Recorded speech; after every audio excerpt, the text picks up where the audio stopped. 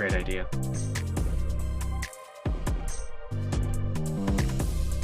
And we are live. Welcome to the NBA Live Before Lock show. It is Thursday, May 16th. I'm Josh Engelman. I'm joined by Eric Lindquist, and we are brought to you by Sleeper. Just one game. We are talking Denver Nuggets. Oh! And we're talking Minnesota Timberwolves. Game 6. Denver. Yeah, nobody cares. Denver going to shut them down, send them home for the year. And then they're going to ship somebody out. Hit the like button, subscribe to the channel, hit the notification bell so you know when everything goes live. Follow us both on Twitter. Go Nugs. What's up? Gee, thanks. Really appreciate you. Were you are both your parents from Minneapolis? Are you basically just like me in pretty much every way, shape, and form, where you're just a diehard Denver Nuggets fan and you had to put on a Mutombo jersey just to tilt me? It's gonna be like that already, huh? It's gonna be like that. No. Also, awesome commercial though. I mean, that Yeah, commercial is so fantastic. yeah. Nobody from Minnesota is doing that commercial. Yeah, because Anthony Edwards still has 20 years of greatness left in him. They're not running Nikola Pekovic around being like, no. I wish we were. We could probably guard Jokic better. Well, you're going to need to guard him better tonight. Although, if we're going based off of my exposures, I hope they guard him better than they ever have before.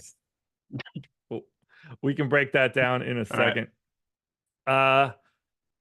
Look, we got 27 minutes to get through everything. Both starting lineups are the same. We already got the news Mike Conley is playing. I'm very happy about that. I didn't want to deal with Nickeil Alexander-Walker being 90% owned.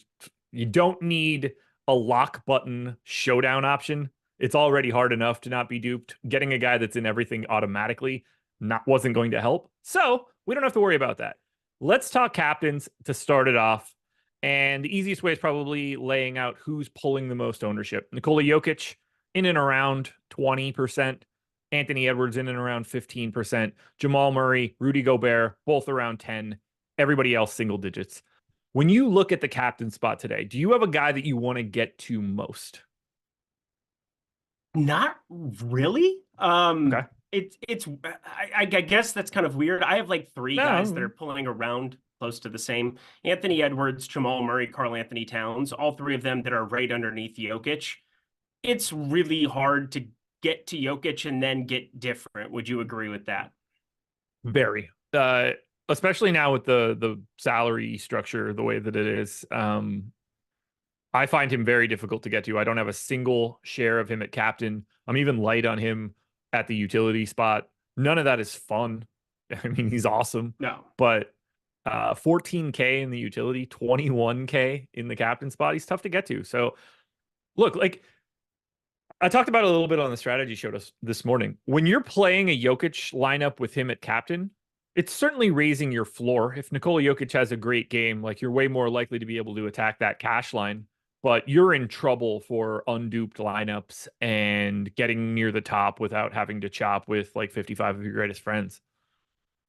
Yeah, and it's a quarter of the lineups that he's showing up in already. And I just don't think that I want to play my showdown that way. Now, you can do things like Jokic, he was like plus 250 at open yesterday on FanDuel to triple double. I don't know what he is now, but like I'm not looking to hedge out any of my lineups. I'm playing 20 lineups tonight, and I feel like playing a quarter captain ownership and holding hands with the field there, it just doesn't make sense to me because I look at the lineups that I would have to play to get to Jokic here. And is there a chance that he puts up the nuke game that you just absolutely need? Sure.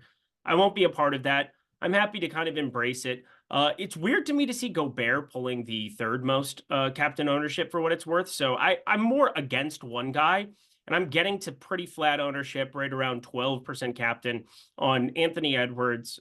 So let's see, 15% captain, because again, 20 lineups, there you go. I just had my top 150, so now I'm going by my top 20. And I have 25% Anthony Edwards. So there you go. Anthony Edwards, Jamal Murray, 15, Karl Anthony Towns, 15. Murray's the guy that I have the most of. I have 30%. I like taking a little bit of a stand there.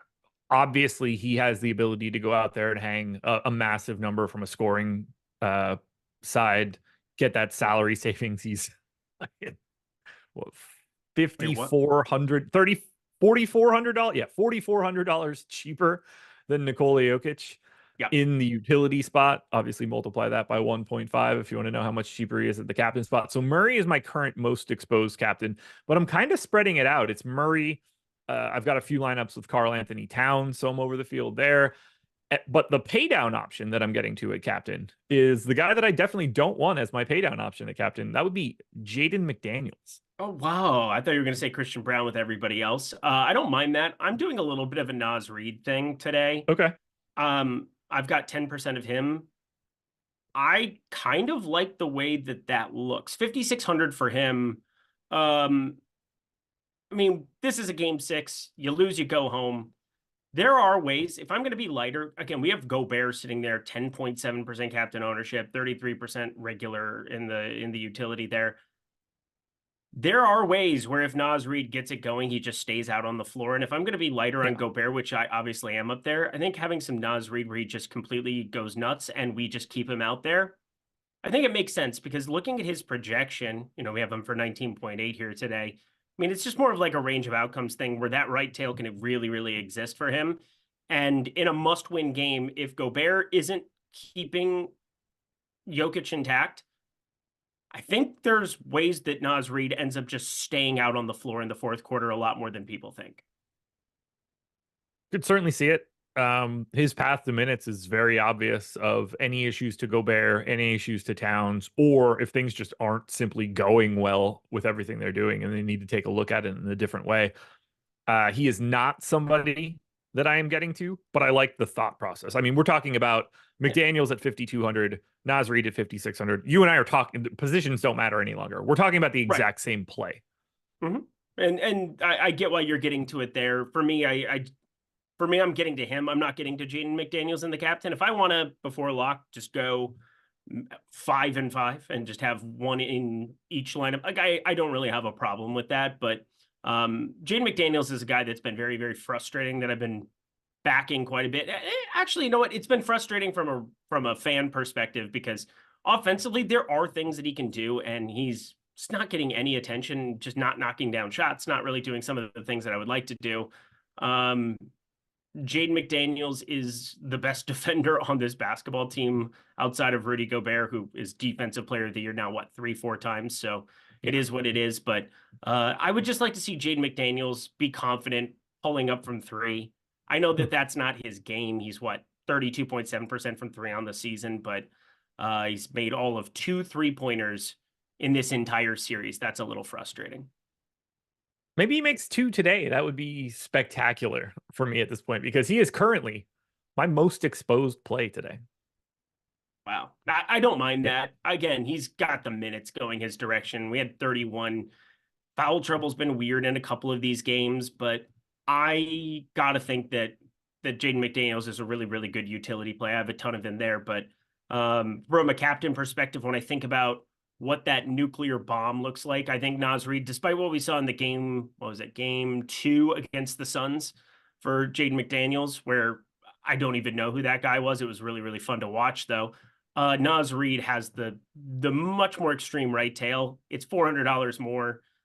I think you can easily make that work, but I don't mind the thought process of getting to McDaniels either. Are you going to have any Jokic captain? No, 0%. Yeah, same. I kind of knew that I was going to do that coming into this, mainly because the duplication that you're running into with the Jokic type lineups, I mean, you're really probably going to take a 2K Garza shot, a la our commander-in-chief, Tom, where he just absolutely 100K followed by 2 days later 100K and like 140 basically in that on that Tuesday slate. But I think you're running into like, all right, I'm going to play a Garza at sub 1%. And with 20 lineups, not really something that I'm planning to do here. I think that script long-term would make a lot more sense if I were playing 150 today. Trying to take some shots doing that, going to Jordan McLaughlin, where you just say, all right, there's foul trouble, Monty Morris sucks or something of that nature, but probably will not be doing either of those things. All right, Chris Williams hit us with 5 gifted subs to start off the show, so I wanted to shout that one out. Brian Peel hit us with a question. This one's going to be more for you, maybe. Not using Jokic on pick six gets you differentiation? Not really. So what we're seeing a lot in pick six, and I'm lucky enough today. I was trying to understand what was going back and forth. We have Alex and one of our data guys and Mr. Steve Buzzard going back and forth, talking through some of the pick six data that I have and some of the MLB stuff that we're looking at doing potentially going forward. But I was really doing a deep dive on some of the NBA stuff here because we're going to have a lot of single game showdown stuff and correlated plays. I wanted to go through and find how many people were just putting them in cards and going over and over and over. What we're really seeing is there are 2-3 main spots, and obviously OddsShopper is one of them with the pick six optimizer, but you're seeing a couple of these main spots where there are plays that get to the top of the board. And now 20-25% of people, as there are only like one game options like today, are just going to the top of that board and they are the common picks. And it has happened pretty routinely throughout these playoffs. Now, you get some really thin plays because there are people that don't go to the blocks and steals. People don't, you get these sub 1% plays that exist because, more or less, each individual play, you think of it like minus 110 on each side, like a traditional sports book. That's obviously not the case in pick six. They'll purposely like change the projection on a certain piece. But I think what's happening is that public people do come in and click on the first couple plays they see in that point spot. And we see Anthony Edwards, Nikola Jokic, Karl-Anthony Towns. We'll see them with their points prop, whether it's more or less, doesn't even matter. We're going to see those be like the most popular plays no matter what. So I do think, Jokic, it depends on what plays you're playing for him. Like if you're going to the rebound market where it's 11.5, I don't think that'll be very popular, but I think more than 8.5, people who are playing pick six who might want to invest in a Jokic like triple double there. It looks like there's a couple of spots where Jokic 8.5 is actually popping as a pretty decent play for pick six tonight. I think taking mores on guys like Jokic there doesn't really make as much sense to me. I think what I'm planning to do on a couple of pick six cards is just 64.5 fantasy points. I'm just taking some lesses. So I've rotated him through a couple of them. I have some 6-pick correlated cards. I have, a couple where I'm kind of exclusively going towards not the lower owned pieces, but I know what the most popular plays are going to be on pick six. And I basically put them down on a list. And then I find the next best that is a less, if that makes sense, because it generally is going to be trying to short that portfolio. And if you get paid off, you really get paid off in pick six for getting 6 of 6 in those kind of results. We also got a super chat during the MLB show that was actually supposed to be for this show. Jazzy Faye Plays hit us with the super chat. It said, long overdue super chat as a thank you for some of the cash I've made from your data and breakdowns for free and member content. Also just got weekly NBA sims. Best tips and links for new sims users, please. Dude, shout out to Jazzy Faye. Love to see it. Thanks for coming in. It's interesting that you were able to grab the Sims. I think that's a really good idea for people to do. And it just so happens that you can use the promo code Edwards to get the NBA Sims Max package for $19.99. It is normally $60. You're getting it for a third of that price, and it covers every single thing we have on the NBA side. Projections, ownership, the boom bust tool. You get the Sims tool, the late swap tool, which is super not useful for a showdown slate, but either way, it exists. Post-contest evaluation, and the Sims itself. You get to use the Sims. Premium Discord, too. It always exists for showdown. If we're lucky enough to get a 2-game slate on Sunday, I hope we don't, but if we do have a 2-game slate on Sunday, then that late swap tool might be a little bit more effective for you. Either way, this deal is going to go away. The promo code is Edwards, and if you don't use it now, you might not get the opportunity. Take advantage right now. Use the promo code Edwards. Get the NBA Sims Max package for a week for $19.99. Let's talk a little bit about utility quickly. It's so flat at utility. It's honestly kind of insane. Last I looked at it, and I'm just going to be quick with ownership because it's not as important. Christian Braun is pulling a ton because of his price tag and the amount of minutes he got last time out. Jokic is your most owned like pay up option as a utility, is at 45. And then it's like McDaniels, Edwards, Holiday, Gobert, Towns, Nickeil Alexander-Walker, Murray, Conley. Everybody that I just named in that range is between 30 and 40.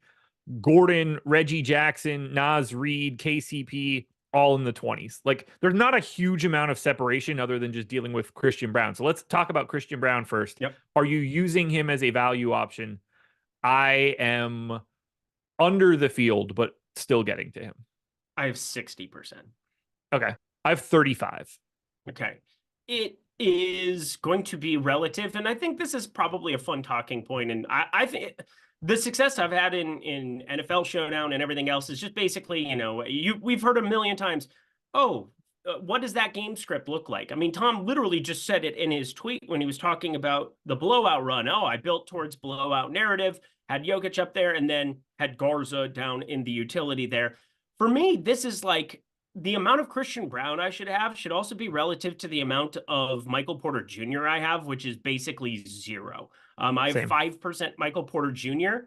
I think there is no doubt. We saw this 2 years ago with Michael Malone, where he is more than happy to rip Michael Porter Jr. when not offensively inclined off the floor and close with Bruce Brown once upon a time, or, in this case, Christian Braun, who has just been playing really good in some of these closing stretches for them, up to 25, 28 minutes.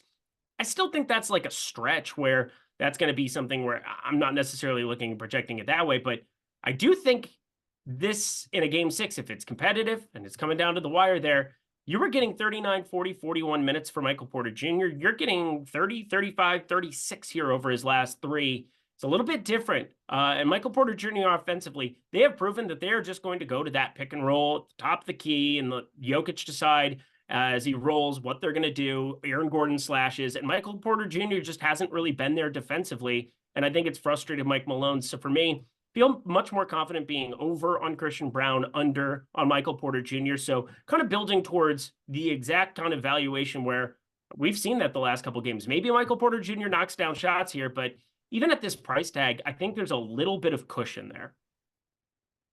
The bigger question that I think everybody will care about is how are you handling Nikola Jokic at the utility spot in the 40s in ownership right now? I have 25. I am relatively anti-Jokic today, which sucks for somebody that's wearing an awesome Nuggets shirt.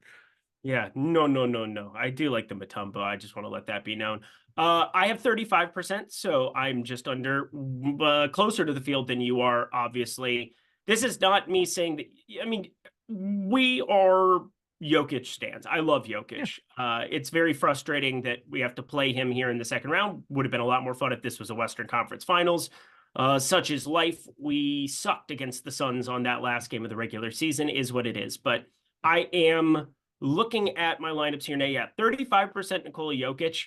For me, it's just letting the Sims do its job. I don't think that Jokic is a good captain play today because we see artificial ownership with public money coming in these main contests, especially like a 20 max, like a $4 20 max. I don't think you should be, beating yourself up on taking a strong approach. The data is kind of backing up here. And Jokic is hard to make work and not get, like, if I want duplication, like, go ahead. If you want to try to win $400, $500 today, and that's the goal for finishing first, go ahead and play Jokic in the captain. Play a ton in the flex because there's a lot of ways where he works out there. But I think in the long run, I just like getting away from it and knowing that there's that artificial ownership. Everybody saw him put up a 40 spot and 50 gajillion fantasy points. But I am going to be underweight. It sounds like you're going to be even further underweight, and I'm more than happy with it. Even these lineups that I do have Jokic, there's a little bit more salary on the table. Not going to be going to a lot of these 50K capped out type numbers. So who are your preferred utility options for today? Now that we're talking, like, I mean, honestly, these are like the GPP plays that we would normally talk about. I mentioned I have a ton of Jaden McDaniels. I have a ton of Edwards. I have a ton of Towns. I've got a whole bunch of Jamal Murray. I've got quite a bit of Reggie Jackson, which I absolutely hate considering I have him. I need him to shoot, or I need him to make 0 threes on Prize Picks today. What, you took under 0.5? Yeah. Well, I was like, if Jamal Murray plays 42 minutes, he might play 6 minutes. If he's a 35% 3-point shooter and he averages 1 in that amount of time, then, that's a 65% card. Well, I'm with you. So I think it's really fun, and the most extreme sweats, like the 0.5 blocks, 0.5 steals, 0.5 3-pointers, I had more on Jaden McDaniels 2 games ago, and he had a 3 in like the first 3 minutes. And I was like, oh, that was fun. I got to enjoy the rest of the game as I already had that covered. It is not available there on the Pick Six today here for the people, for anybody checking. But I mean, yeah, that's a wild one to look at. But Jaden McDaniels, he is up there for me. I have 50% of him. I have 60% Naz Reid. Told you he's somebody that I'm just taking a very large overweight approach to. I don't think his ownership is reflective of what that role for him could be in a game 6 that starts to get wonky and we need offense on the floor. I think that's kind of the main thing. Obviously, we've made our bed with Gobert, and I really don't have any problem with what Gobert did there in the game 5. You just had Jokic being Jokic. It is what it is. Nobody was going to guard him. I'm not going to eviscerate Gobert for that.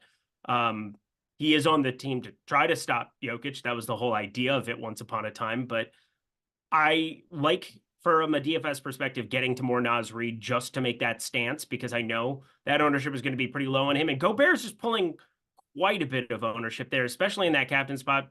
Flex spot, I'm okay having a quarter of my lineups with him. I've got 25% there. Justin Holiday is my Reggie Jackson for you.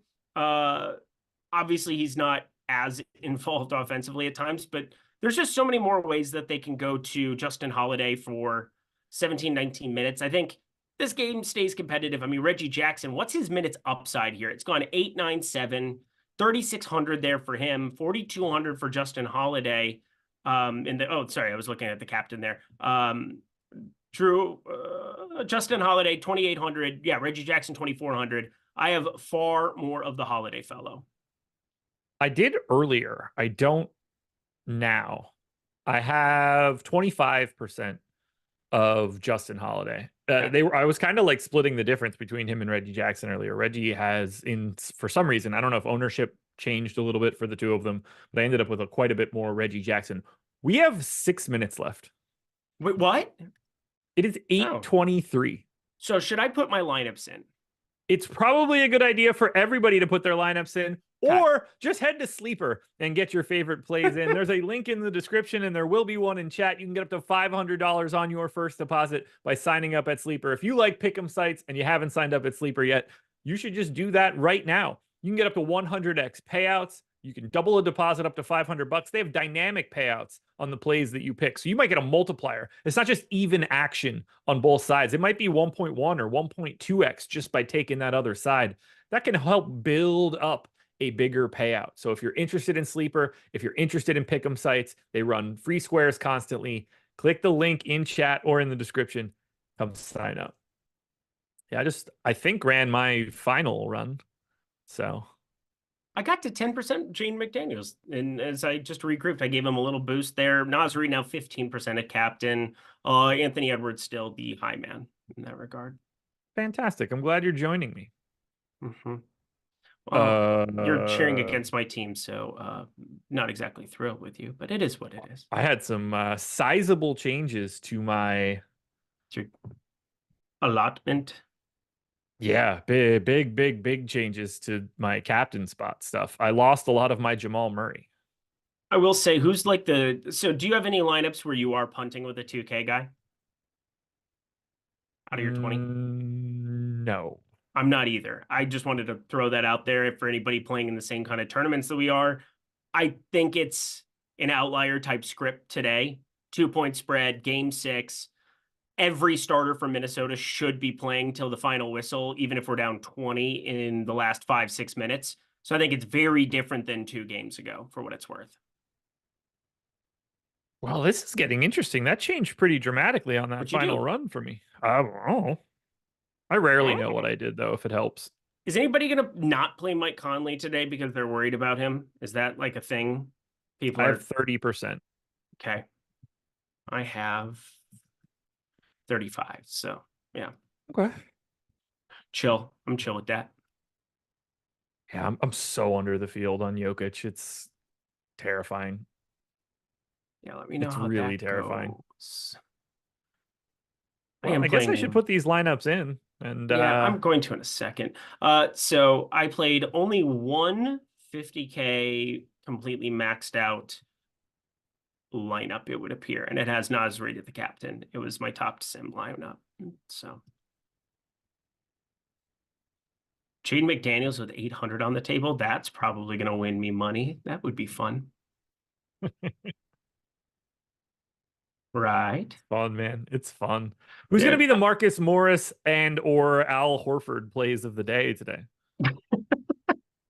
Oh, fudge. Yeah, that Marcus Morris thing was just so tilting. Nickeil Alexander-Walker. He's gonna play Okay. minutes. Yeah. He probably ends up being that dude for me. He's just played himself onto this basketball team in such a prominent way that nobody saw coming, myself included. I remember when we picked him up and just kind of laughed about it. He is definitely going to be laughing as he makes some money from somebody. Probably won't be us, unfortunately, going forward. But I very much think that if you're looking to like find the dude that isn't what's his current ownership here? Let me find where he is at. Nickeil Alexander-Walker, 29%, 1.2% captain optimal. I could see him just nuking at captain, and then you have freaking Jokic, Edwards, Cat, and you just need that iteration of it. Wouldn't surprise me at all at this point. All right. Whatever lineups I have right here those are going to be my lineups. Yep. Sounds good luck good. us. Good luck us. Yeah, it's 8:27, 30 something. I mean, the show was over immediately. Yeah. Who wins? Give me your brain. Minnesota. Give me your brain take, honestly. Like if you're thinking about it right now, Denver. Who do you think? Denver. I actually do think Minnesota wins the game. Oh, I love you for that. I originally had Denver money line. I did the cash out. I ended up because it's 100% cash back at the one spot, and then went to the Denver spread. I just basically there's like a little window for me where we win by 1 and I get paid and we win the game. That would be the most incredible outcome. But Jamal Murray looks so much better to me, and he didn't really have to do a whole hell of a lot with how well Jokic played the other night. I think that really helps them. His health was always kind of the main thing for me that felt good about this series. He looked so bad to me in that Lakers series where I knew defensively I was able to get some money down on those first 2 games. And then game 4, it really kind of switched where I was like, oh shit, Jamal Murray is all right at this point. I think probably Denver wins, but that is a mutilated Minnesota fan take. Okay. I mean, obviously, I'm cheering for. It's funny. I'm picking Minnesota, cheering for Denver. You're picking Denver and cheering for Minnesota. It's fantastic. It's so typical. It's life. I'm excited to watch the game more than anything. No, that's for sure. It should be good basketball. Any final thoughts? Because we are going to be exclusively on playback in 30 seconds or so. My final most exposed plays for today: Anthony Edwards, Jaden McDaniels, Rudy Gobert, Karl-Anthony Towns, and Jamal Murray. I have, I'll tell you here in 2 seconds again. I closed out of that and go to the boost tab. Here we go. Christian Brown, I have 80% of in the flex. That was the guy who ended up there. Ended up on half my lineups with Jokic in the end in the flex in my last run. Edwards, half my lineups in the flex. McDaniels, half in the flex. Now is half in the flex. Karl-Anthony Towns, 45. Aaron Gordon, 35. Gobert, 25. There you are. And there we go, folks. 2-1 lock. We're going to playback, baby. Playback.tv/Stokastic. We will be there watching at least the first half of Denver, Minnesota. If it's a really interesting game, who knows what we're going to do if we stick around or not. But if you want to see it, come join us. We have 40 VIP passes to give out. You can watch that game along with us. Or if you're lucky and you don't live in the United States and have International League Pass, you can join us either way. Shout out to Sleeper. Shout out to the Anthony Edwards promo. Promo code Edwards, $19.99 for the NBA Sims Max package. We're out of here. Let's go watch some basketball. Peace.